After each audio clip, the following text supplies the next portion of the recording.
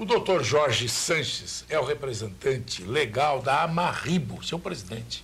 Está em Ribeirão Preto. E a Amarribo está aqui, embora tenha sido criada. Das práticas de fiscalização.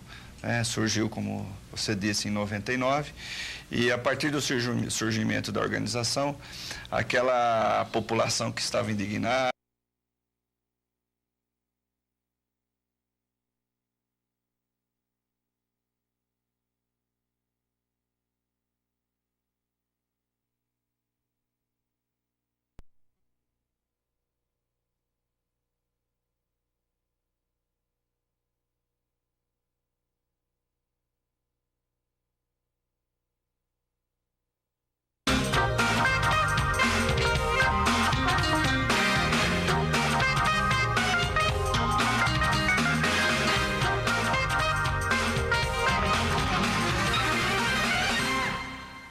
Em 1999, a vizinha cidade de Ribeirão Bonito passava por problemas que deixavam a população amargurada. Aquela vontade de falar sem ter como.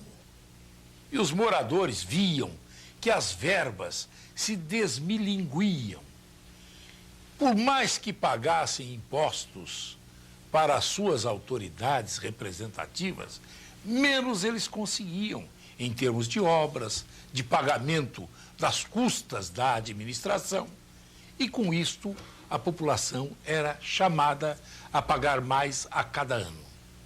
E eles sabiam, porque uma cidade pequena, tudo se sabe, que as coisas não iam bem, que se gastava muito, que se empregava muita gente.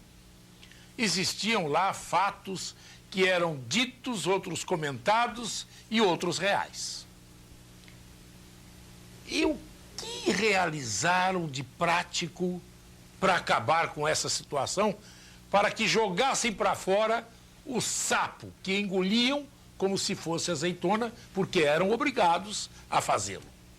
Não havia como jogar para fora o que dentro do corpo de cada um existia, sufocados na ânsia de falar e de estarem libertos desta situação. Resolveram formar uma associação. Associação, sim. Reuniram pessoas influentes, reuniram pessoas do povo e formaram a Amarribo, que era a associação dos moradores de Ribeirão Bonito. Não é Ribeirão Preto ainda. De Ribeirão Bonito. E o que fizeram? Expurgaram tudo que de errado havia. Chegaram a lançar foguetes na cidade para demonstrar que estavam conseguindo, passo a passo, mudar a história de Ribeirão Bonito. Tiraram o prefeito, tiraram outros óbices para que a liberdade voltasse a existir. E a Amarribo, uma cidade pequenininha, como dizia com o doutor Jorge Sanches agora mesmo, um ovo, eclodiu e surtiu frutos para o Brasil inteiro. Virou um exemplo. Claro que não são os mesmos que estão hoje nesta entidade. Tínhamos Antonino Trevisan, tínhamos outros mais que cumpriram com a sua função e deixaram-na livre para outras investidas, para outras ações e missões. Por exemplo, eu vou trazer hoje o doutor Jorge Sanches. É advogado, presidente da Amarribo e, inclusive, com muitas ações para defender o cidadão, como advogado e como cidadão, principalmente na esfera do legislativo, do executivo. E olhe, coloque as barbas de molho. Ele quer que a Amarribo acompanhe o desenvolvimento do legislativo. Quer que a produção do legislativo seja acompanhada. E aí você tem aquela velha frase: você pagou seus impostos, aqui está seu dinheiro.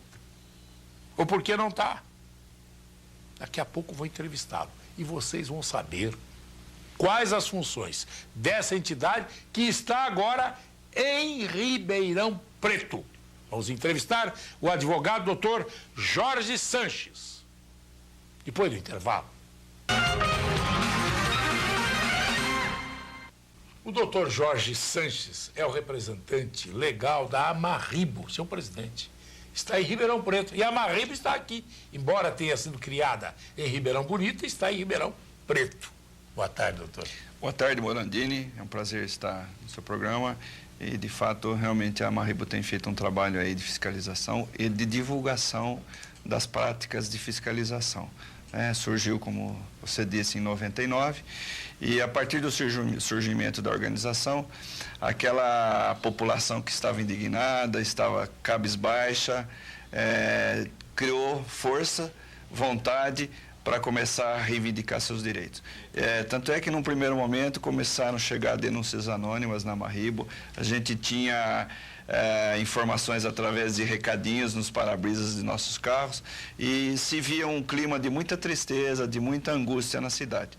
Começaram a passar, então, aos fatos através de bilhetinhos. Denúncias anônimas, servidores públicos indignados com aquela situação, começaram a nos informar. Municiar. E aí nós que tínhamos inicialmente surgido para apenas e tão somente com objetivos singelos, de ajudar no embelezamento da cidade, ajudar um pouco a reformar uma praça, precisamos tomar uma decisão. O senhor é de Ribeirão Bonito? Eu nasci em Ribeirão Bonito, os outros fundadores também, e então criou-se aquele impasse. Ou nós ficamos nessa e saímos fora disso, um clubinho social, ou nós exercemos o nosso direito cidadão de reivindicar e de participar e de fiscalizar e de apurar. Então foi que começou essa apuração, fizemos uma investigação, uma apuração independente e constatamos desvios na merenda escolar, desvios na compra de combustível. Merenda que foi o fato. A merenda é muito revoltante, porque o administrador público tirar o dinheiro que vai para a alimentação da merenda escolar é uma coisa que nos deixou muito indignados. Existia lá nós fomos até a creche, a creche municipal, perguntamos para merendeiras qual era a periodicidade da carne e ela nos respondeu, bom, carne nunca chega aqui, chega de vez em quando um frango para fazer uma sopa. E havia notas fiscais de milhares de quilos de carne. Então aquilo foi uma indignação total. Nós tínhamos um fato lá que se repete na grande maioria das pequenas cidades, que é o prefeito, ele tem a maioria na Câmara. Então nós tínhamos lá, dos 13 vereadores, 11 eram favoráveis ao prefeito e não fiscalizavam nada, diziam amém a todas as trapalhadas do prefeito. Nós sabemos que o Poder Judiciário é demorado. Então nós tínhamos o pior quadro. Politicamente não tínhamos muito o que fazer e juridicamente, obviamente, as coisas são demoradas. Então, o que nós fizemos? Pegamos essas provas, levamos numa audiência pública e numa cidade de 12 mil habitantes, colocamos quase 2.000 pessoas no ginásio de esporte, mostramos as provas à população e, a partir daí, a população se engajou através dos panelaços, através da... Panelaços, e as mulheres à frente, deixaram lá de ficar vendo só novela e foram às ruas fazer o panelaço e pressionar a Câmara de Vereadores para tomar uma atitude. Era o mínimo que a Câmara poderia fazer, tomar uma atitude. A partir daí, os vereadores começaram a repensar, porque muitas vezes o político ele só vê a leitura do voto. Então a população indignada, ele começou a pensar, bom, peraí, se eu ficar contra agora, na próxima eleição eu não vou me reeleger. E aí começou esse movimento, pressão sobre a Câmara, os vereadores foram mudando de opinião e conseguimos instaurar, a Câmara instaurou uma comissão especial de inquérito. Essa comissão especial de inquérito, obviamente, ia apurar tudo aquilo e apurou. Depois da comissão especial de inquérito, foi instaurado... Tinha gente do Legislativo também? Tinha gente, dois vereadores. Dois vereadores estavam envolvidos no processo de corrupção. Aí, paralelamente a isso, o Ministério Público pediu uma busca e apreensão dos documentos da Prefeitura, foi feita a busca e apreensão, foi pedida a prisão preventiva do prefeito, a juíza corajosamente deferiu e acabou poucos dias antes da votação da cassação, ele renunciou, fugiu, porque tinha uma ordem de prisão contra ele, e depois esse fato chamou a atenção da imprensa regional, até que saiu no Jornal Nacional. E no Jornal Nacional localizou numa cidade de Rondônia, chamada Chapinguaia, onde ele já era médico, exercendo uma função na prefeitura local, ganhando R$8.000. Então veja que a ramificação da corrupção, ela é ampla. Pouco tempo ele já foi para lá. Ele já foi para lá e já estava fazendo a vida novamente lá, e adorado pela população, porque obviamente fazia lá as consultas, tudo de uma forma a criar um populismo, né? Como essa história era rica em detalhes, a Marrebo então resolveu escrever a cartilha de combate à corrupção nas prefeituras. Vocês fizeram um caminho? Fizemos um caminho, que é o livro O Combate à Corrupção nas Prefeituras do Brasil. Posso mostrar? Claro. Vou mostrar aqui, ô Nelson. Ó a cartilha aqui, ó. Ó o mapa do Tesouro aqui, ó. Ó o mapa aqui, ó. É só seguir isso daqui que chega lá. O importante da cartilha é que ela é bem simples, bem didática. Sim. E fala muito das práticas que são muito comuns nas pequenas e médias cidades e até nas grandes, de como... Por exemplo. A questão da licitação, a questão de criação de empresas logo após a eleição. Mas licitação como, assim? Criam empresas para participar da licitação? Para participar da licitação. A merenda escolar é um foco de desvio, compra de combustíveis, adulteração de quilometragem de veículos para justificar a compra de combustível. Para se ter uma ideia, Ribeirão Bonito gastava mais combustível do que São Carlos, que é uma cidade 20 vezes maior, né? Então, tudo isso na cartilha explica. Explica também como denunciar, como você ir até o Ministério Público ou aos órgãos públicos. Vai normal assim? Não. Uma coisa importante, Morandini, é não apresentar denúncia vazia. Porque senão refortalece o outro lado. Porque a denúncia vazia fortalece o corrupto. No caso, por exemplo, do Tribunal de Contas do Estado de São Paulo, muitas vezes a conta do prefeito ela é aprovada. Acontece que o Tribunal de Contas, muitas vezes, faz uma análise formal. Pega lá a nota fiscal, tá certinho, bonitinho, o CNPJ, a empresa existe, ela dá o ok. Acontece que muitas vezes não se tem a estrutura suficiente para ir em loco a fundo, né? E localizar se efetivamente aquela obra foi realizada. No caso de Ribeirão Bonito, por exemplo, tinha lá um gasto de R$80.000 com terraplanagem. Ninguém sabia onde que está essa terraplanagem. Entramos no site para ver o CNPJ.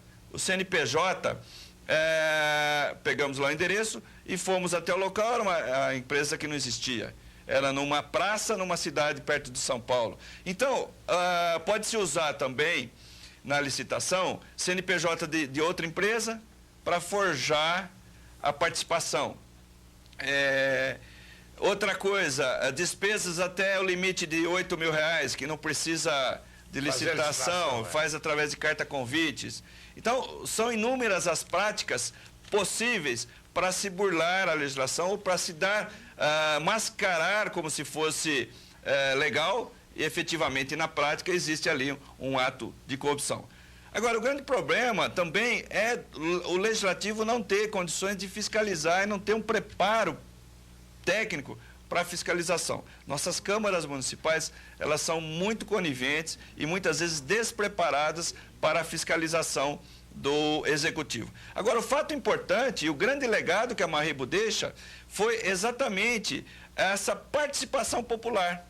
Foi aí que efetivamente... A população acreditou, começou a mudar a história, porque era muito descalabro, num orçamento que da época era de R$12.000, num ano foi desviado R$1 milhão, então é muito dinheiro. E a cidade toda abandonada, com asfalto todo estragado. Outro ponto de corrupção era o pronto-socorro municipal. né, que servia de uso político. Então, a partir do estancamento dessa corrupção, começou a sobrar dinheiro para